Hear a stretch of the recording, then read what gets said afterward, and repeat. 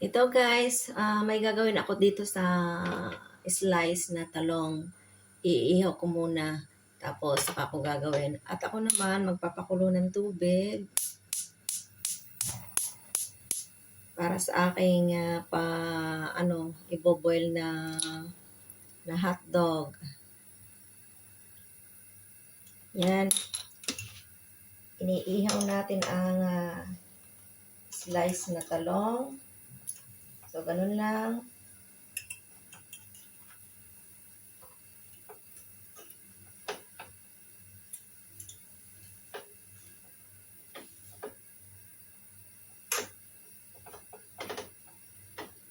Hintayin natin maluto.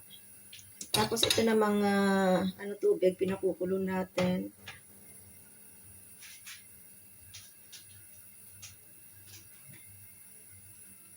Pwede nang ilagay natin ang mga hotdog. Kasi kinakailangan itong hotdog ay malamig bago i-roll nyo doon sa iihaw na talong.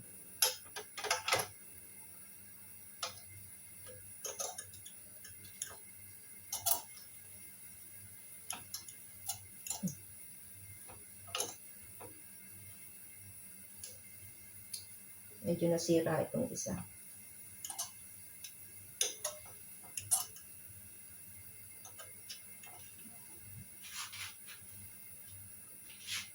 Lagay natin dito yung luto ko na. Hindi naman ito kinakailangan lutong-luto eh. Tapos, lagay natin yung iba.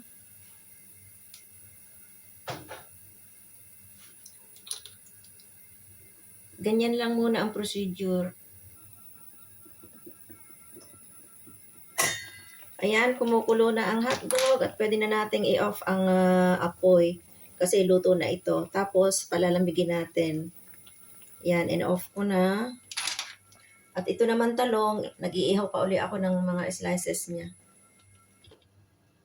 Malapit na nating matapos itong ating pag-iihaw ng talong.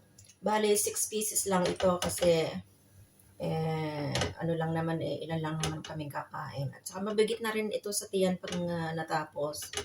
At palalamagin muna natin itong talong na inihaw at saka yung hotdog na pinakuluan. So guys, matapos nating mapalamig ang ating grilled na eggplant slices ito. At saka ito yung mga pinakuluan kong hotdogs. Gagawin na natin ngayon ang aking sinasabing involtini di melanzane. So, ito pa yung isa nating ilalagay sa roll yung eggplant. So, start na tayo. At saka nga pala ito, mga toothpick na gagamitin natin. Yan. So, start na tayo sa ating gagawing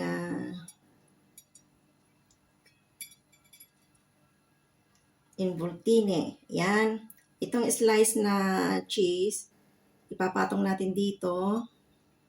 Tapos, lalagyan natin ng hotdog. Yan, bibilutin lang natin ng ganyan.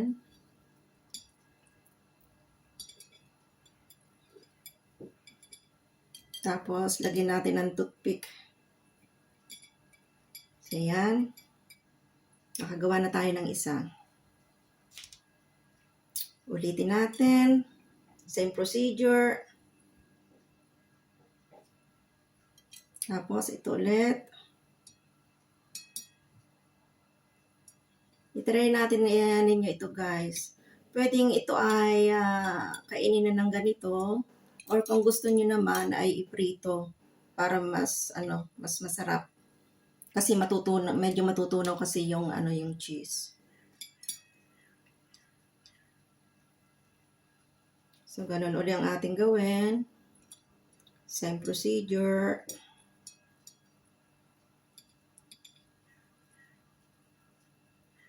Anim lang na piraso kasi itong aking ginagawa. Kasi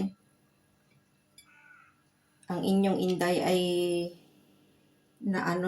natakam sa hotdog kaya kinain ko yung isa. Yan. Medyo, ayan, nabiyak. Okay lang naman. Madudurog din naman yun sa, sa tiyan. Ganyan lang ang sinasabi ditong Involtini di Melanzana.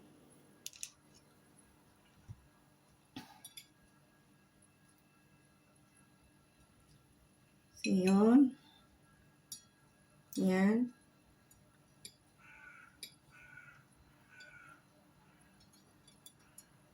Lagyan natin ng toothpick para tumibay, hindi bumuka. Kita natin, medyo sira yung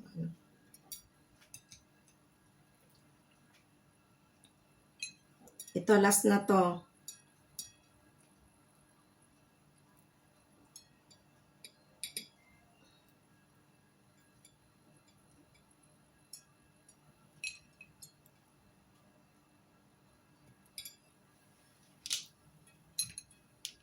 So, ito na yung nagawa ko. Yan. Bali, 6 lang na piraso ito. Mas masarap din ito kung ipiprito siya.